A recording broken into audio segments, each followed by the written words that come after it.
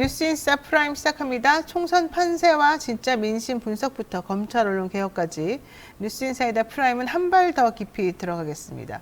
여론조사 전문가, 대기자 그리고 종교인까지 특색 있고 화끈한 대담을 들려드립니다.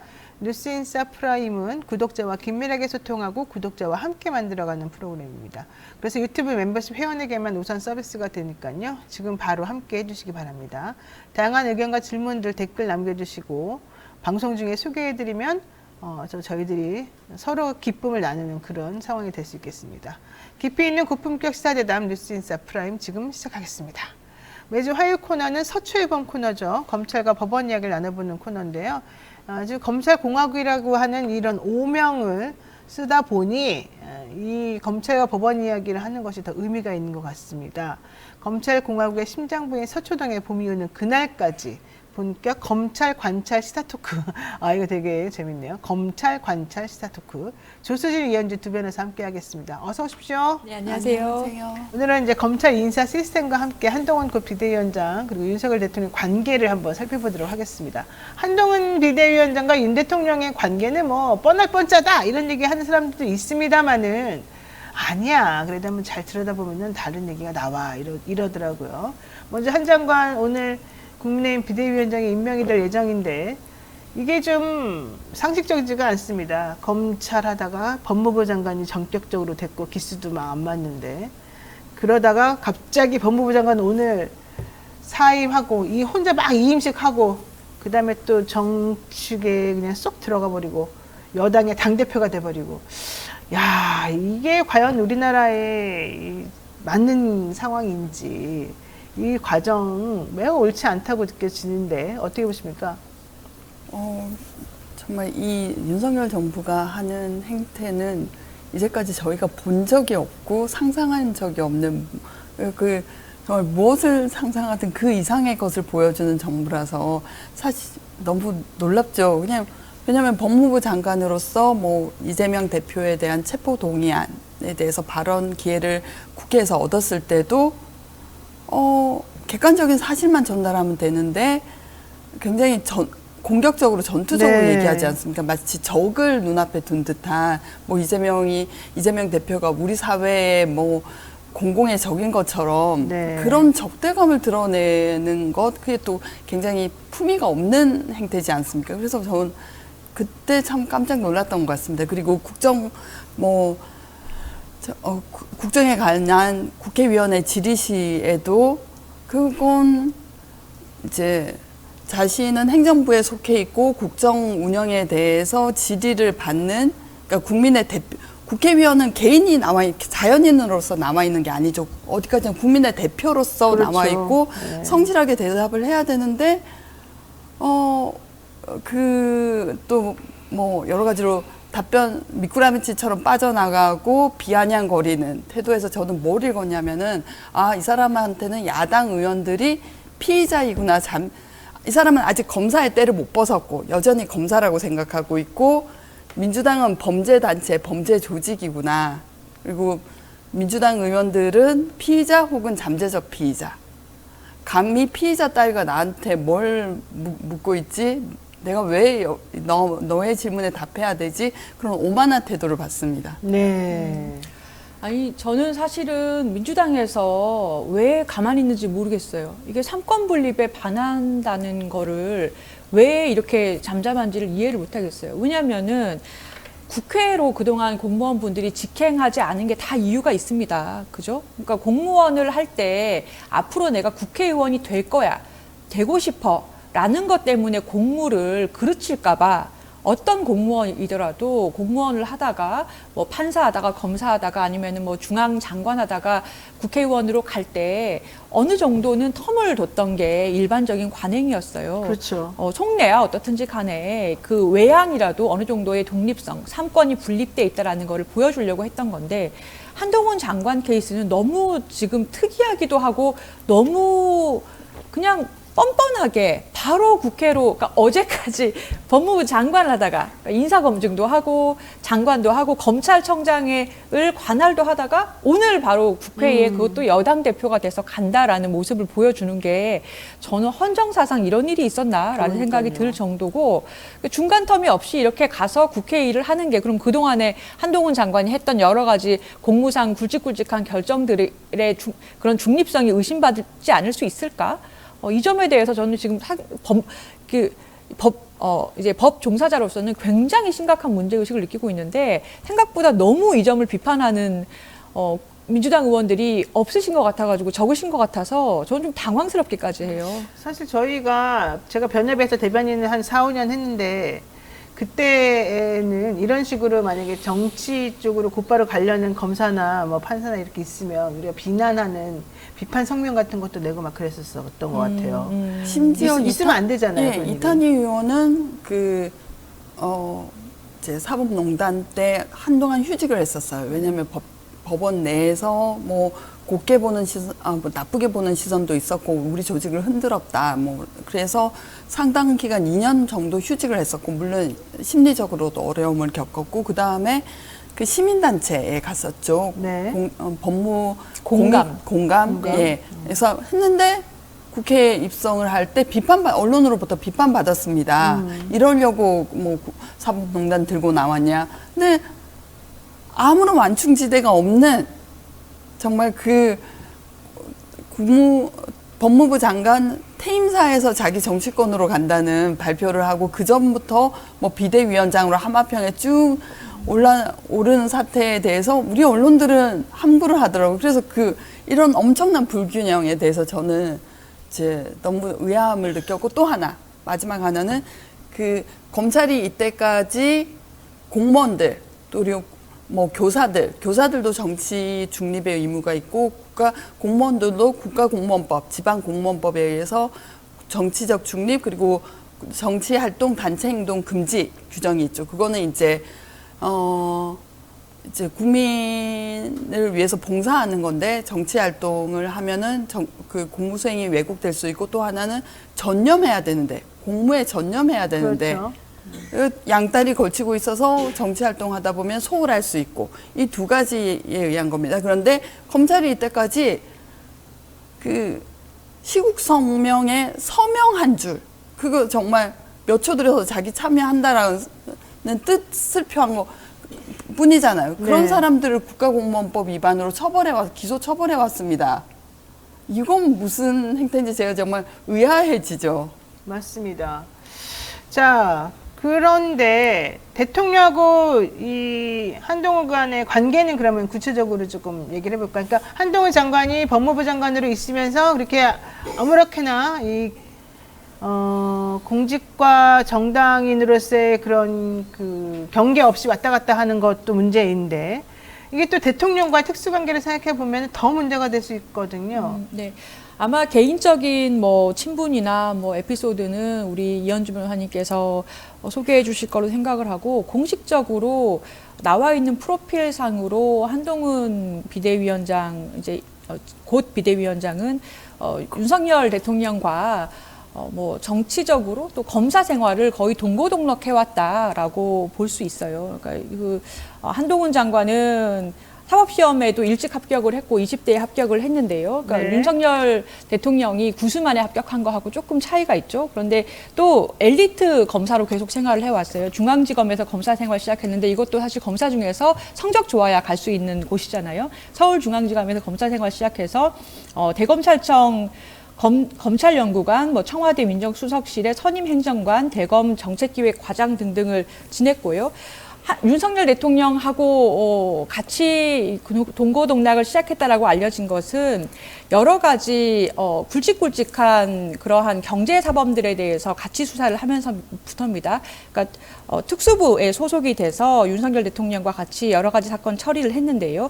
특히 박영수 특별검사팀에 소속이 돼서 투입이 돼서 최순실 박근혜 특검에서 국정농단 사건 수사를 했어요. 이때 윤석열 대통령이 수사팀장이었고, 그리고 한동훈 장관이 수사부원이었습니다. 그때 굉장히 유명해졌었고요. 또 윤석열 대통령이 중앙지검장으로 갔을 때 중앙지검 3차장 검사로 사법농단 사건이나 삼성그룹의 불법 경영권 승계 사건 등등을 수사를 했죠.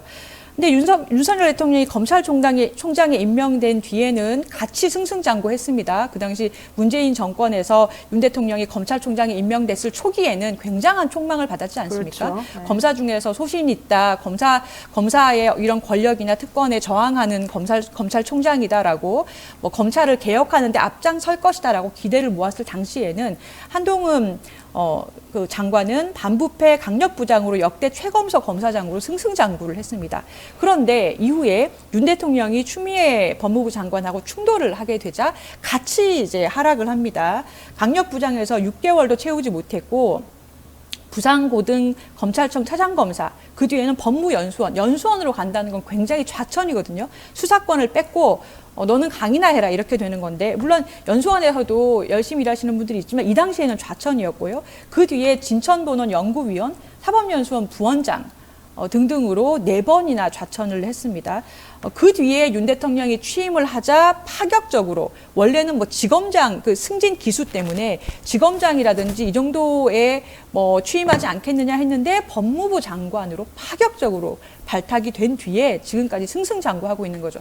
그래서 한동훈 장관의 지난 십수년에 20년 가까운 이런 여러 본인의 행적은 사실 윤석열 대통령이라는 선배 검사와 이 등락을 같이 해왔다라고 볼 수 있어요.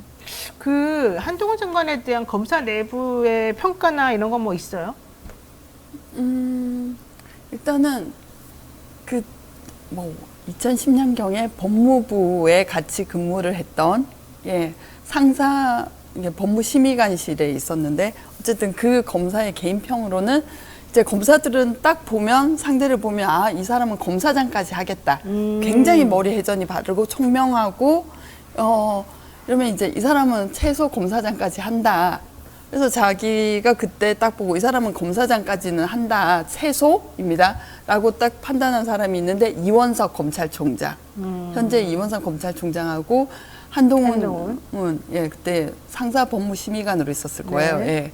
그때 자기 예감이 맞았다. 근데 그보다 훨씬 더 나가신 분들이지만 그런 사실은 서울중앙지검에 입성을 하고 그 이후의 이력도 굉장히 특이한 게, 천안지청으로 2학년이라고 부르거든요. 임기가 2번째 바뀔 때. 천안지청에 있었는데 사실상 파견되면서 서울에 있었어요. 그러니까 이게 좀 미화돼서 조선제일검 수사 능력이 너무 탁월해서다라는 평이 있는 반면에 검사장이었던 장인의 뒷배다라는 설도 있고, 그건 설이니까 어쨌든 이제 적어도 수사 능력이 탁월하다고 평가받았다. 이제 법무부에 같이 근무하던 검사도 보고 이 사람은 최소 검사장은 한다라는 그런 총기가 넘쳤다라는 거는 제가 들은 얘기고, 다만 그 검사가 지금 어떻게 얘기하면 사람이 오만해지면 시야가 좁아지고, 그래서 예전에 그 총명함은 찾아볼 수 없다라고도 말했습니다. 그래요? 그래서 사람이 오만해지면 정보를 편협하게 받아들이고, 그리고 자기의 심기를 거슬리는 말은 배척하고, 그러면서 그 작은 정보량에 자기가 편안한 쪽으로 의사결정을 하다 보면은 오류를 많이 저지르게 되지 않습니까? 그래서 지금 텔레비전에 비춰놓은 모습을 보고 굉장히 위험한 행동과 발언을 많이 하는데, 예전에는 그렇지 않았다. 오만함이 넘쳐서 좀 멍청해진 것 같다라고 솔직히 말했어요. 오히려 한동훈 장관하고 윤석열 대통령을 비교하는 사람들이 많은데, 윤석열 대통령은 오히려 그래도 좀 품이 크고 그냥 이렇게 넘어갈 것도 넘어가고, 이렇게 좀 조직을 이렇게 약간 덕으로, 이 말은 좀 이상하긴 한데 어쨌든 자기 부하 직원이라든가 누구를 이렇게 좀 챙기고 이런 건 오히려 더 잘하는데, 한동훈 장관은 되게 깐깐하고, 그다음에 그렇게 덕으로 사람을 이렇게 관계를 맺고 이런 거는 안 하더라, 이런 얘기도 있더라고요. 좀 덕이 없는 것 같다, 인덕이 부족한 것 같다는 건 우리가 이미 텔레비전에 나오는 국정 질의에 대한 답변 모습이나 기자와의 인터뷰 모습, 기자와 질문을 했을 때 그 태도 이런 걸로 저희가 이미 충분히 감지하고 있지 않습니까? 그러니까 그 얘기를 내가 왜 했냐면 이번에 이제 이 사람이 비대위원장이 됐잖아요. 근데 이제 정치를 안 해봤잖아요. 그러면 그 안에 있는 수많은 난제들을 해결하기 위해서는 사람들을 잘 설득하고 사람들에게 내 뜻을 잘 전달하고 이 문제 없이 스무스하게 일이 진행되도록 해줘야 되는 텐데 그런 부분에 있어서는 조금 미성숙하지 않나. 근데 저는 그래서 잘 안 될 것 같다. 우선 첫 번째는 이게 뭐 윤석열 대통령이 사람을 챙긴다고 하는데 이건 어디까지나 자기 새끼, 자기 그래서 자기 사람이 식구만 하나씩 챙기는 챙기죠. 거죠. 그래서 되돌아가 보면 둘이 처음 인연을 맺은 게 2006년 현대자동차 비자금 사건에서라고 합니다. 그렇죠. 예. 근데 그때 수사팀 하면 이복현 금감원장이 회계사 자격증을 갖고 있거든요. 네. 이복현 검사, 그 윤석열 그 당시에는 고양시청의 부부장 검사였는데 이제 대검 중수부에 차출돼 왔다고 그래요. 그리고 한동훈, 또 박명수 대검 중수부장. 그리고 그 다음에 또 이 사람들이 했던 사건이 외환은행. 그 론스타의 외환은행 인수 사건인데 거기서 또 같이 거기다 한 사람 더 붙여지는 게 그 조상준 국가정보원 기획조정실장 뭐 인사 때문에 뭐 분란을 빚고 나가시긴 하셨지만 그래서 얼마나 우리가 그 윤석열 대통령의 사람 쓰는 것이 협소한가를 알 수 있어요. 그리고 지금 말씀하신 그거는 저는 기본적으로 검사는 정치를 하면 안 된다고 봅니다. 왜냐하면 첫 번째는 평등이나 민주주의를 몰라요. 오로지 그 약육 강식에 의해서 움직이는 그런 시스템만을 네. 체화하고 있으니까요. 그리고 둘째, 타협을 모릅니다.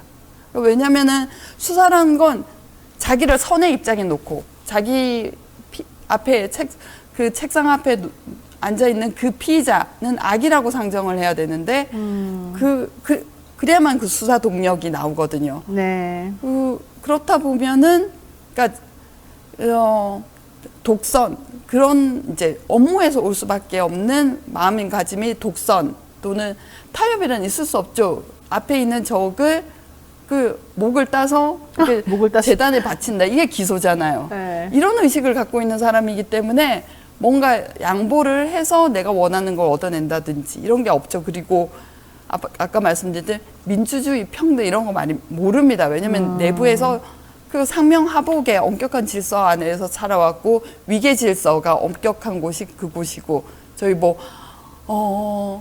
이게 서지영 검사의 예가 가장 크게 국민의 인권, 자유와 인권을 중요시한다면서 왜 너네 검사들의 인권은 그 안에서 그렇게 엉망이었니?라고 말하는 사건이 그 검찰 내 미투 사건인데요. 그게 바로 검찰 내 그 조직 문화를 보여주지 않습니까? 그래서 네. 저는 윤석열 대통령과 그 한동훈 법무부 장관의 스타일은 다를 수 있지만 어쨌든 검사는 정치를 하면 안 된다고 저는 생각하는 사람입니다. 그 검사 출신 정치인 중에서 비교적 성공하신 분이 홍준표 대구시장이겠죠. 그런데 네.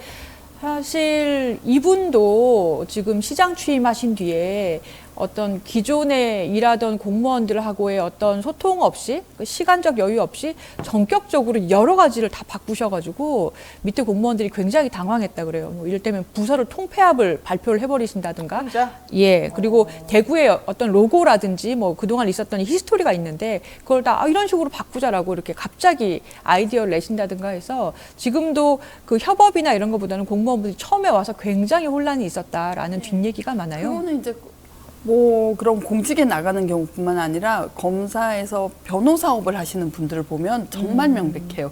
저 처음부터 이렇게 변호사를 했거나 판사를 했다 하다가 하다가 변호사를 하는 분보다 훨씬 더 그게 심한데 의뢰인을 피의자 취급합니다. 막 상담을 하지 않고 치조를 합니다.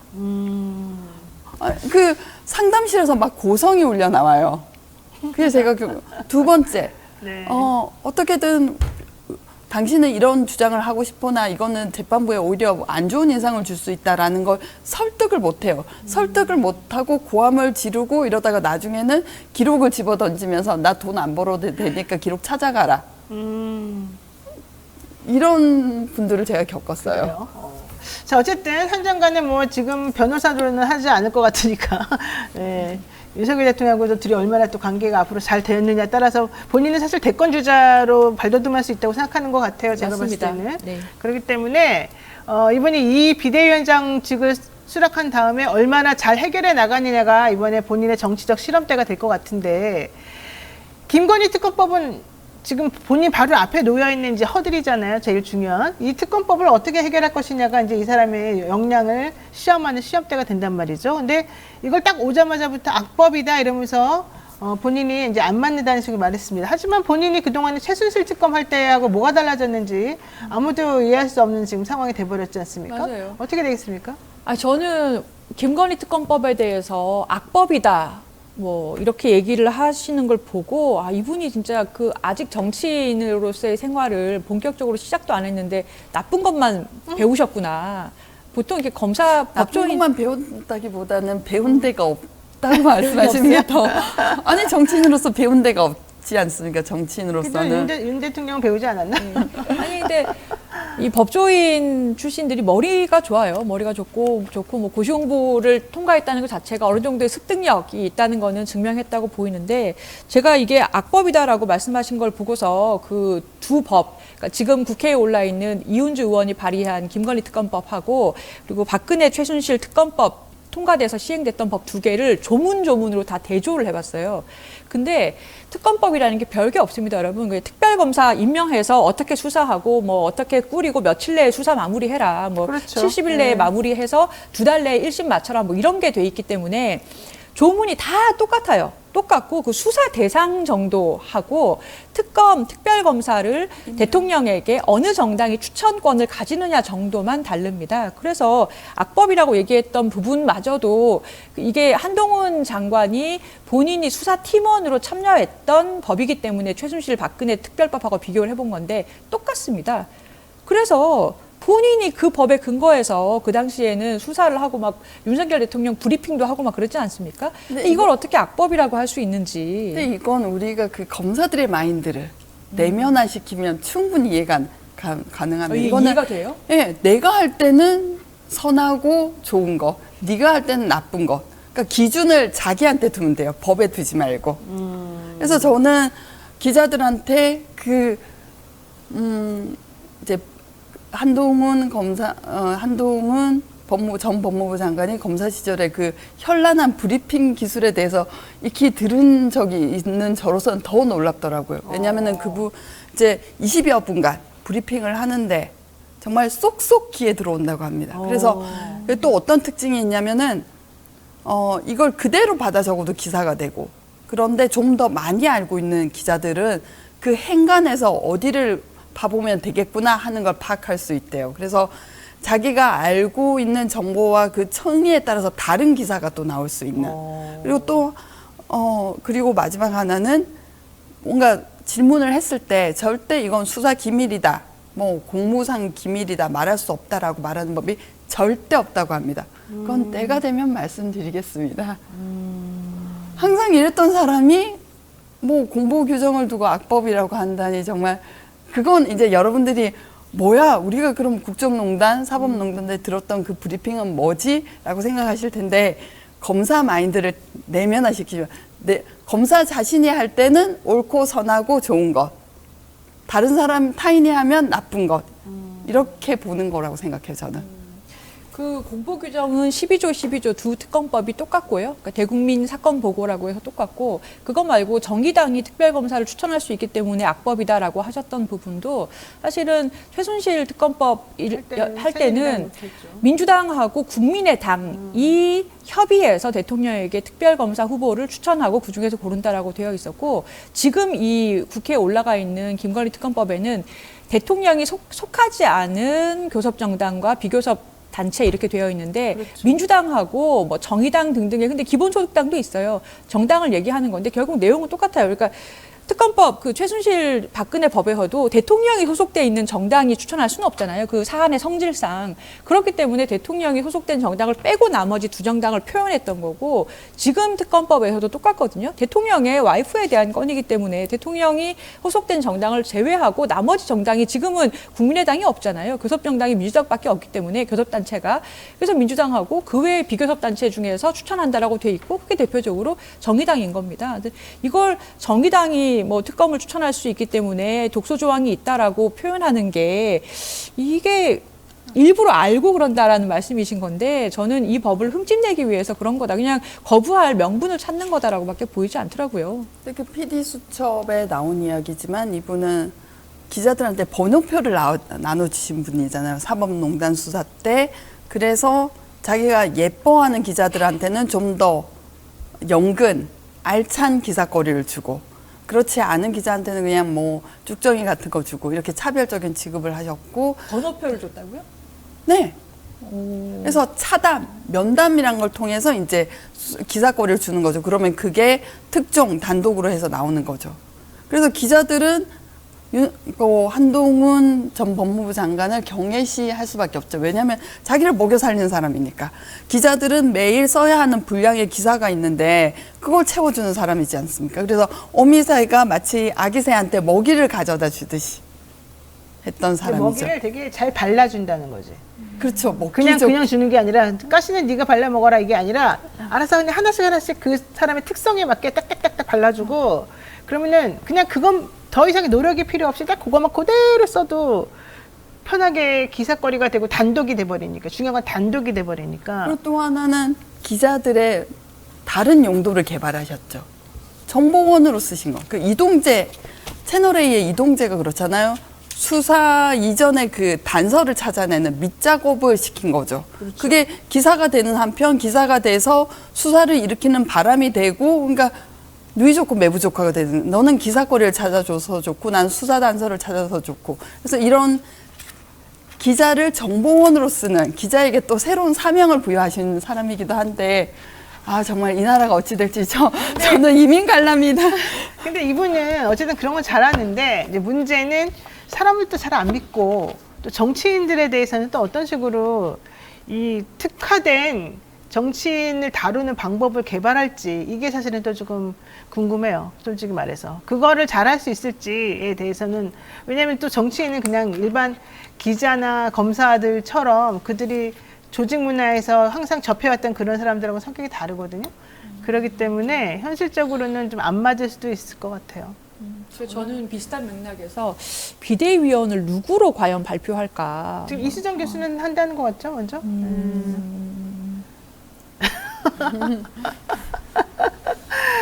아, 모르겠습니다. 자, 저는 총선에 지면 이런 총선에 아무튼 총선 결과에 따라서 이민을 갈랍니다. 저희 방송 어떻게 하시고 이민을 가십니까? 압수수색 당하시고요. 자, 어쨌든 대통령이나 이 검사 출신들은 자기네 조직 사람이 아니면 잘 믿지 못하는 이 약간 의심병들이 있기 때문에 이번에 한동훈 장관이 그런 것들을 다 걷어내고 본인이 또 정치인으로서 크게 한 단계 성장하는 그런 사람이 될 수 있을지 좀 지켜보는 묘미가 있을 수 있겠네요. 덕담을 해주시는군요. 저와는 달리. 저도 좀 품격 있는 말을 써야 되는데 이게 안 돼. 자, 우리 또 변호사들끼리 모여 앉아가지고 이런저런 얘기 해봤습니다. 뉴스인사이더 프라임은요, 매주 화요일에 서초의 봄이라는 코너로 이런저런 법조 얘기들을 하고 있는데요. 지금 하도 대통령도 검사, 장관도 검사, 방통위원장도 검사, 막 모든 것에 검사, 권익위원장도 검사, 금감위원장도 검사, 다 검사이다 보니 이런 일이 벌어지고 있습니다. 비대위원장도 검사.